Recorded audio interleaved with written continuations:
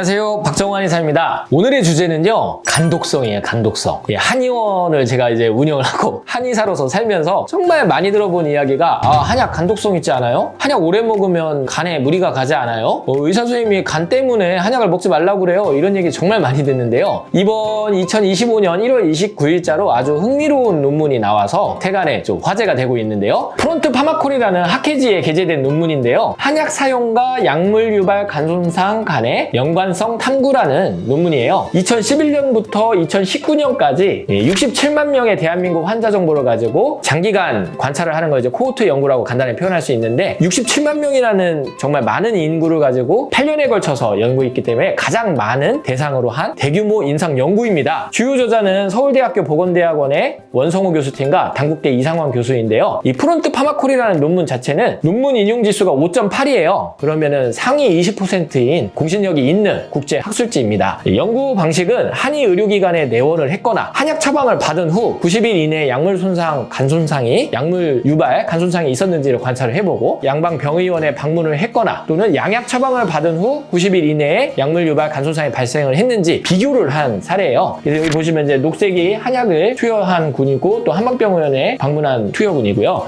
여기는 이제 양방병원에 간 분과 양약을 먹은 사람들을 비교를 한 건데요. 결과를 말씀을 드리면 한의원이나 한방병원에 방문을 한 사람들이 약 1% 미만만이 간 손상이 증가를 했다고 하였고요. 그 다음에 한약을 처방을 받은 사람들은 90일 이내에 약물 유발 간 손상이 일어날 확률이 통계적으로 의미가 없을 정도, 거의 없다. 반대로 이제 양방병원에 또 방문을 한 사람들은 55%가 간 수치 증가분을 보였고요. 양약까지 처방을 받은 사람들은 144% 증가, 즉 2.4배 간 손상이 발생할 확률이 높다라고 결과가 나왔어요. 그래서 따라서 이제 약물 유발 간 손상의 주요 원인은 한약이 아니라 양약이며 한약 처방은 간 손상을 증가시키지 않음을 67만 명을 대상으로 증명이 된 셈이죠. 이 연구는 사실 건강보험공단의 통계를 가지고서 연구를 한 사례인데요. 그러니까 이제 건강보험공단에서 보험이 되는 그런 한약 제제를 가지고 연구를 한 거예요. 그리고 양약도 건강보험이 되는 양약을 처방받은 환자들을 대상으로 통계를 낸 건데, 건강보험이 되는 한약 제제라는 거는 이렇게 포나 알약으로 나와 있거나 짜먹는 스틱으로 되어 있는 약제인데, 이게 이제 우리나라에서 건강보험 되는 게 56종이에요. 그리고 이제 처방이 56종인데 그 안에 처방되어 있는 여러 가지 그 한약제들의 개수를 중복을 제거하고 보면은 총 68종이 됩니다. 그래서 어떤 이제 유튜버가 이 논문에 대해서 이제 분석을 하면서 임상에서는 한의사들 전부 다 다려서 먹이는데 한약 제제만 가지고서 얘기를 했으니까 이거는 현실성이 없는 게 아니냐라고 했는데요. 제가 통계를 찾아보니까 우리 한의사들이 보통 처방한다고 알려져 있는 한약제 종류는 380여 종이나 돼요. 근데 이 380여 종에는 사실 뭐 우리가 음식으로 쓰는 쌀, 생강, 후추, 계피, 율무, 밤, 둥글레, 귤, 파, 검은콩 이런 것들도 사실 다 한약제로 약전에 기록이 되어 있어서 식품으로 쓰이는 약제가 있고요. 정말 일반적으로 한의원에서 활용을 하는 가지수를 보면은 2023년도 한약 소비 실태조사 결과의 발표에 의하면 한약방의 경우에 87.1개로 가장 많았고, 한의원은 83.2개, 약국은 70.0개, 그리고 요양병원은 67.7개, 한방병원은 47.5개의 약제를 사용을 한다.